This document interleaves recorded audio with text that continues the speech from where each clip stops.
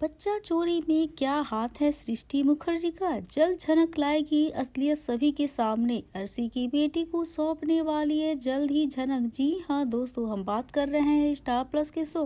तो नमस्कार दोस्तों, आप सभी का स्वागत है मेरे यूट्यूब चैनल पे। आपके अपने पसंदीदा शो झनक से जुड़ी एक और अपडेट के साथ मैं आ गई हूँ।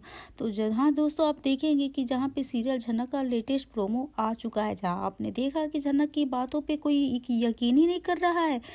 अर्शी को भी होश आ चुका है और वो भी झनक को ही सभी की तरह ब्लेम कर रही है, उसी को दोषी मान रही है। अब आप देखने वाले हैं कि यहाँ पे नर्स ने बताया है सभी को कि अनिरुद्ध का बच्चा जो है वो तो मरा हुआ पैदा हुआ है, यानी उसके बच्चे की हालत ठीक नहीं थी और बच्चा मर चुका, अब इस दुनिया में नहीं रहा। जिस बात पे सभी लोग बड़ी आसानी से विश्वास कर लेंगे, लेकिन झनक का मन और दिल दोनों ही नहीं मान रहा कि ऐसा कुछ हो सकता है। झनक का पूरा शक उन दोनों नर्स और उस आदमी पे है। जब वो लोग आपस में बात कर रहे होते हैं तो वो आदमी कह रहा होता है कि आप लोग अगर ना होते तो ऐसा नहीं हो पाता, मतलब आप लोगों की वजह से आज ये मेरा बच्चा हाथ में है। तो यह बात झनक सुन लेती है और जिसके बाद उसका डाउट और ज़्यादा बढ़ जाता है। आप आगे देखने वाले हैं सभी लोग ये मान बैठ चुके हैं कि अर्शी का बच्चा मरा हुआ पैदा हुआ।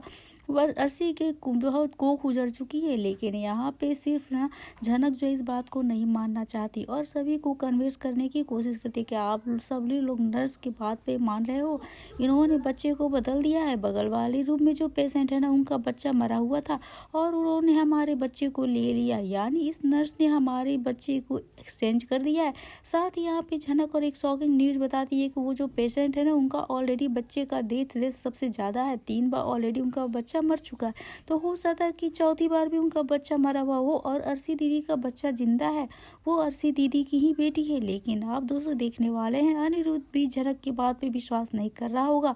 लोगों को लग रहा है कि झनक बस ऐसी ही बातें बना रही है। दूसरी चीज यह है कि झनक के ऊपर उल्टा ब्लेम जो है लगाया जाता है कि तुमने इतनी बड़ी खबर सबको क्यों नहीं दी। दोस्तों यहाँ पे झनक अपनी बात की सफाई देते देते थक चुकी है, लेकिन कोई इसकी बात मानने को तैयार नहीं है। जनरली झनक के साथ ऐसा ही होता है, जब भी वह अपनी बात किसी को समझाना चाहती है, बताना चाहती है, तो कोई ऐसा इंसान नहीं होता जो झनक की बात को समझे। पहले यहाँ पे आप देख रहे होंगे कि छोटून भी झनक की बात को तो समझ नहीं रहा, लेकिन मीनू जो है वो थोड़ा बहुत झनक पे ट्रस्ट कर रही है। उन्हें लग रहा है कि झनक ने जरूर कुछ ऐसा देखा है या कुछ सुना होगा जिसकी बिहेवियर इतनी बड़ी स्टेटमेंट को दे रही है। साथ ही आप देखने वाले इतनी सारी चीज़ों के बावजूद जो पूरी बोस फैमिली घर जाने के लिए तैयार हो जाते हैं, लेकिन झनक यहाँ पे कहती कि इतनी आसानी से हम इन बातों को क्यों मान रहे हैं और इसमें क्या प्रूफ है कि जो बच्चा हमें डेड बॉडी दिखा रही है वो हमारा ही बच्चा है।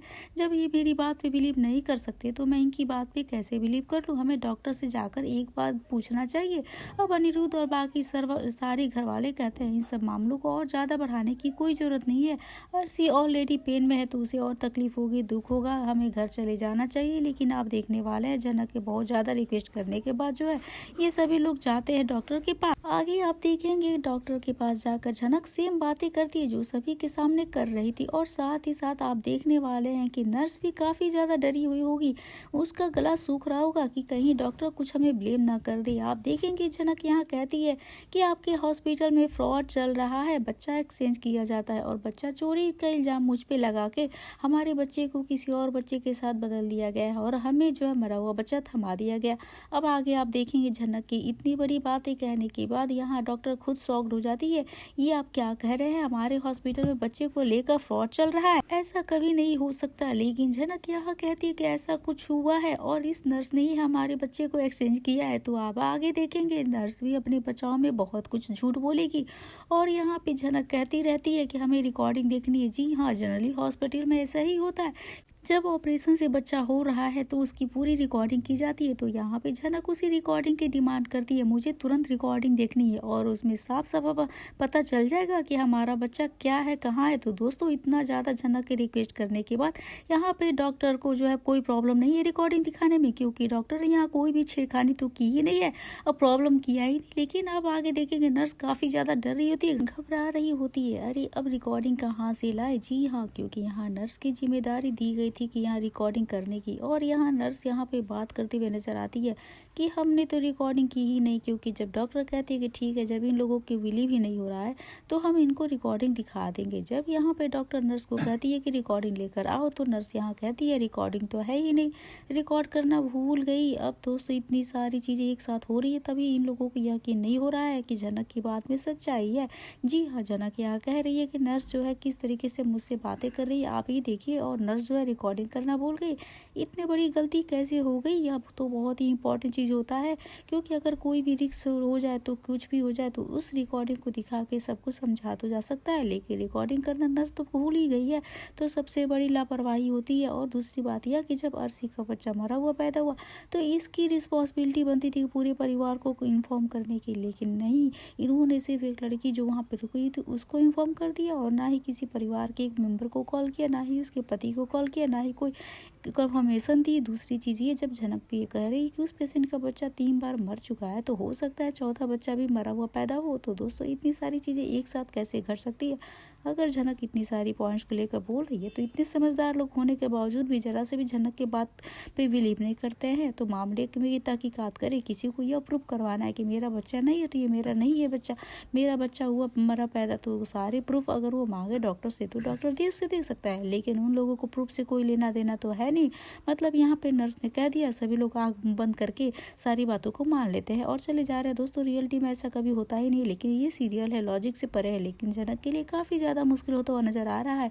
आगे आप देखेंगे जहाँ पे अर्शी मुखर्जी को होश आ जाता है तो जनक की तरफ देखती है और जनक को ही वो ब्लेम करती है, मेरा बच्चा तुम्हारी वजह से मर गया। तो दोस्तों यहाँ पे आपके बच्चे की सिचुएशन ठीक नहीं थी और वो मर गया, तो अब इसमें जनक क्या ही करेगी? मतलब जनक कैसे उस बच्चे को मार सकती है? क्या जनक जाकर उस बच्चे को मारी? ऐसा बताया जा रहा है कि उस बच्चे की हालत ठीक नहीं थी और बच्चा सर्वाइव नहीं कर पाया, तो इसमें जनक की क्या रिस्पॉन्सिबिलिटी है? लेकिन दोस्तों इस जनक सीरियल में एक ही चीज परमानेंट होती रहती है, कुछ भी हो जाए, शहर की कोई भी घटना घट जाए, किसी की भी मौत हो जाए, सारा ब्लेम का ठिकरा जो है जनक के ऊपर फोड़ दिया जाता है। और साथ ही साथ आप देखने वाले सृष्टि मुखर्जी के तेवर काफ़ी ज़्यादा बदल गए। जो सृष्टि मुखर्जी कुछ समय तक जनक बेटा करते हुए थकती नहीं थी, जनक को फुल इम्प्रेस करने में लगी थी, अपने गुनाहों की माफ़ी मांग रही थी, जनक के आगे हाथ पैर जोड़ रही थी, अब एकदम से बदल के उनके मिजाज जनक को ही दोषी ठहरा रही है। जो कुछ भी हुआ अर्शी के बच्चे के साथ उसकी रिस्पॉन्सिबिलिटी वो जनक को ही मान रही है। जनक यहाँ पे चिल्ला रही है, जनक पे गुस्सा कर रही है। अचानक से सृष्टि में इस तरह का बदलाव देखकर जनक भी शॉक्ड हो जाती है। आप कितनी बड़ी दोगली पर्सन हो भाई, एक मतलब कि समझ भी नहीं आता कौन सा नाटक करती है, क्योंकि आप केस में भी ड्रॉ कर लो कि ऐसे भी कभी भी हो नहीं करूँगी सजा तो आपको मिलेगी ही। लेकिन दोस्तों अब ये वाली बात तो बाद में की जाएगी, फिलहाल यहाँ पे अर्शी मुखर्जी के बच्चे की बात है। लेकिन आप देखने वाले हैं कि जनक जो है पीछे पड़ जाने वाली है नर्स और उस आदमी के, और बहुत जल्द है सच्चाई सामने आ जाएगी। असली बच्चा यानी अर्शी के बच्चे को उस हवाले यानी पे जल्दी जनक हाथ लगने वाला है, कोई बहुत ही बड़ा प्रूफ। तो दोस्तों ये सारा जनक के अकेले ही करना पड़ेगा, क्योंकि इतने सारे लोगों के जो है जनक की बातों पे उन लोगों को ज़रा भी बिलीव नहीं है। जनक का जो लोग साथ देने वाले हैं वेल यहाँ पे देखेंगे कि जनक का साथ यहाँ पे मीनू देने वाली है, और दोनों मिलकर जल्द से जल्द जो है असली बच्चे तक पहुँचेंगे। क्योंकि जनक यहाँ कहती हुई नजर आ रही है, अगर ये लोग बच्चे को लेकर दूर चलेंगे उसको वापस लाना पड़ा बहुत ही मुश्किल होगा। अभी तो हमारे बगल वाले रूम में ही है, तो हमें जल्द से जल्द जो भी करना है जल्दी करना है। दोस्तों इस वो फैमिली मेम्बर को उसके कोई लेना देना नहीं है, ये लोग बस मान बैठ चुके, बच्चा मर गया है, अब हमें घर जाना चाहिए। तो दोस्तों ये देखना काफ़ी दिलचस्प होगा किस तरीके से असली बच्चे तक पहुँचेंगे। फिलहाल यहाँ पे सृष्टि मुखर्जी के बदले लेकर तेवर को क्या कहना चाहेंगे आप हमें कमेंट करके दोस्तों जरूर से बताइएगा। वीडियो अच्छी लगे तो वैसे वीडियो को लाइक करें, शेयर करो, सब्सक्राइब करना ना भूलें। मिलते हैं नए वीडियो के साथ, नए अपडेट के साथ।